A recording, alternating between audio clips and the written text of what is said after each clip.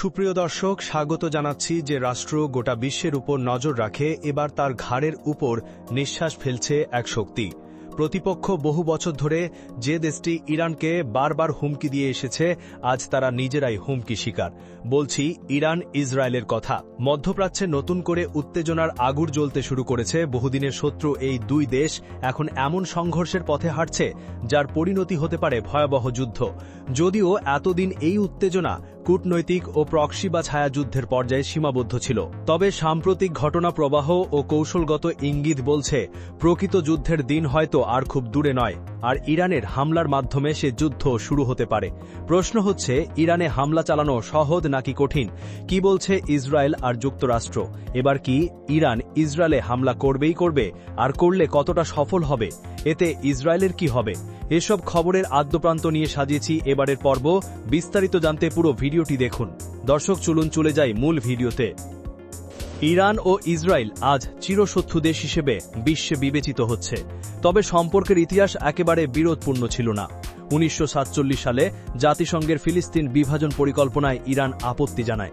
তারা একটি যুক্ত ফেডারেল রাষ্ট্র চেয়েছিল যেখানে আরব ও ইহুদি ক্যান্টন থাকবে। তবুও 1950 সালে ইরান তুরস্কের পর মুসলিম বিশ্বের দ্বিতীয় দেশ হিসেবে ইসরায়েলকে স্বীকৃতি দেয় মোহাম্মদ রেজা পাহলভ শাসনামলে। ইরান ইসরায়েল বন্ধুত্ব গড়ে ওঠে, একে অপরের রাজধানীতে দূতাবাস খোলে, ইরানও তেল সরবরাহ শুরু করে ইসরায়েলে। তবে বিপত্তি ঘটে 1979 সালে। সেই বছর ইরানে ইসলামী বিপ্লব ইসরায়েলের সাথে সম্পর্কের মোড় ধরিয়ে দেয়। খোমেনি নেতৃত্বাধীন ইসলামী প্রজাতন্ত্র ইসরায়েলের সাথে সম্পর্ক ছিন্ন করে, সেই সাথে দূতাবাসকে ফিলিস্তিনি দূতাবাসে রূপান্তর করে এবং ইসরায়েলকে অবৈধ রাষ্ট্র হিসেবে ঘোষণা করে, আর এতেই বিরোধ বেঁধে যায় দুই দেশের মধ্যে। এরপর থেকে ইরান ইসরায়েলের মধ্যে দ্বন্দ্ব চরম পর্যায়ে পৌঁছায়। বিশেষ করে সাম্প্রতিক বছরগুলোতে উত্তেজনার পারদ যেন সর্বোচ্চ পর্যায়ে পৌঁছে গেছে। বর্তমানে মধ্যপ্রাচ্যে একাধিক প্রক্সি যুদ্ধের বড় অংশ হল ইরান ও ইসরায়েল। ইরান হামাস, হিজবুল্লাহ সহ বিভিন্ন গোষ্ঠীকে সমর্থন দিয়ে থাকে। অপরদিকে ইসরায়েল ইরান বিরোধী গোষ্ঠী, এই যেমন মুজাহিদিন, ইখাল, কুর্দি সশস্ত্র দলগুলোকে সমর্থন দেয়। 2020 সালে ইরানি বিজ্ঞানী মোহসিন ফাকরিজাকে নিধনের জন্য ইসরায়েলকে দায়ী করে ইরান। পাশাপাশি 2023 সালে গাজা যুদ্ধের সময়ও দুপক্ষের উত্তেজনা তুঙ্গে ওঠে। ইরানের কনসুলেটে ইসরায়েলের হামলা এবং পাল্টা প্রতিক্রিয়ায় ইরানের মিসাইল হামলা হয়। সব মিলিয়ে এই অঞ্চল জুড়ে নতুন করে যুদ্ধের আশঙ্কা তৈরি হয়েছে। যুদ্ধাঙ্গ পরিস্থিতির মধ্য দিয়ে সময় পার করছেন এই অঞ্চলের মানুষজন। যুক্তরাষ্ট্র ভিত্তিক সংবাদ মাধ্যম নিউজউইক প্রকাশিত এক প্রতিবেদনে জানানো হয়, ইরান সম্প্রতি চীন থেকে কয়েক হাজার টন ক্ষেপণাস্ত্র তৈরির উপাদান আমদানি করেছে। এই উপাদান দিয়ে প্রায় 800টি ব্যালিস্টিক ক্ষেপণাস্ত্র তৈরি করা সম্ভব। বিষয়টি শুধু ইরানের নিজস্ব সামরিক প্রস্তুতির কথাই বলে না, বরং আশঙ্কা তৈরি হচ্ছে এইসব জ্বালানির একটি অংশ হুতি, হিজবুল্লাহ কিংবা ইরাক সিরিয়ায় শিয়া গোষ্ঠীগুলোর মতো মিত্রদের কাছে পাঠানো হতে পারে। অর্থাৎ যুদ্ধ কেবল ইরান ও তেল আবিবের মধ্যে সীমাবদ্ধ থাকছে না, ছড়িয়ে পড়ছে পুরো অঞ্চলে। কেননা এই গোষ্ঠীগুলো ইরানের পক্ষ নিয়ে যুদ্ধে জড়িয়ে যেতে পারে যে কোনো সময়। ইসরায়েল বহুদিন ধরে বলে আসছে তারা ইরানের পারমাণবিক স্থাপনায় হামলা চালাতে প্রস্তুত। সম্প্রতি ইসরায়েল প্রতিরক্ষা বাহিনী বা আইডিএফ ইরানের অভ্যন্তরে লক্ষ্যবস্তুতে বিমান হামলার মহড়া সম্পন্ন করেছে। প্রধানমন্ত্রী বেনিয়ামিন নেতানিয়াহু সরাসরি ঘোষণা দিয়েছেন, ইরানকে ইউরেনিয়াম সমৃদ্ধকরণ থেকে বিরত রাখা এখন জাতীয় নিরাপত্তা প্রশ্ন। রাজনৈতিক বিশ্লেষকদের মতে নেতানিয়াহু দেশজ রাজনৈতিক সংকট ও গাজায় সামরিক ব্যর্থতা থেকে দৃষ্টি সরাতে ইরানের বিরুদ্ধে এই আগ্রাসী অবস্থান নিচ্ছেন। জনমত, রাজনৈতিক ঐক্য এবং সামরিক শক্তির পুনঃপ্রতিষ্ঠার জন্য যুদ্ধ একটি কার্যকর হাতিয়ার হতে পারে বলেই মনে করছেন ইসরায়েলের রাজনৈতিক বিশ্লেষকরা। দুই মার্কিন সূত্রের বরাতে সিএনএন জানিয়েছে, ইসরায়েলের যেসব সামরিক তৎপরতা লক্ষ্য করা গেছে তার মধ্যে রয়েছে বিমান হামলার জন্য গোলা বারুদ ছড়ানো এবং সাম্প্রতিক একটি বিমান মহড়া সম্পন্ন করা, যা ইসরায়েল বড় ধরনের হামলার প্রস্তুতি নিচ্ছে বলে ইঙ্গিত দেয়। তবে ইরানের পারমাণবিক স্থাপনায় আঘাত হানা এখন আর সহজ কাজ নয়, বরং তা অত্যন্ত জটিল ও ঝুঁকিপূর্ণ। ইরানের ইউরেনিয়াম সমৃদ্ধকরণ প্রকল্পকে পুরোপুরি থামিয়ে দেওয়া বিমান হামলার মাধ্যমে কার্যত অসম্ভব বলে মনে করছেন ইসরায়েলের বিশেষজ্ঞরাই। সম্প্রতি সিরিয়া থেকে ইসরায়েলের দিকে মিসাইল নিক্ষেপের ঘটনায় পাল্টা বিমান হামলা চালায় তেল আবিব।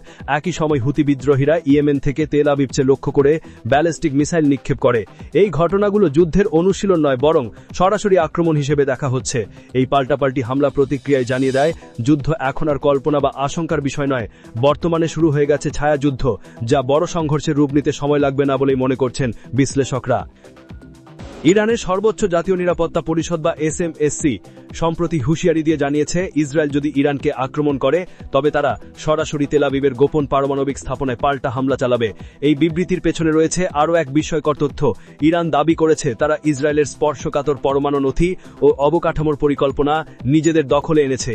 ইরানের গোয়েন্দা সংস্থা বলছে, বহু মাস ধরে তারা ইসরায়েলের অভ্যন্তরে চুপিসারে গোয়েন্দা অভিযান চালিয়ে এই নথি সংগ্রহ করেছে, যা এখন তেহরানের নিরাপদে সংরক্ষণ করা হয়েছে। বিশ্লেষকদের মতে এই দাবি যদি সত্যি হয় তবে ইসরায়েল যে বহুদিন ধরে পারমাণবিক অস্ত্রধারী রাষ্ট্র হিসেবে কৌশলগত অস্পষ্টতা বজায় রেখেছিল সেটি চ্যালেঞ্জের মুখে পড়েছে।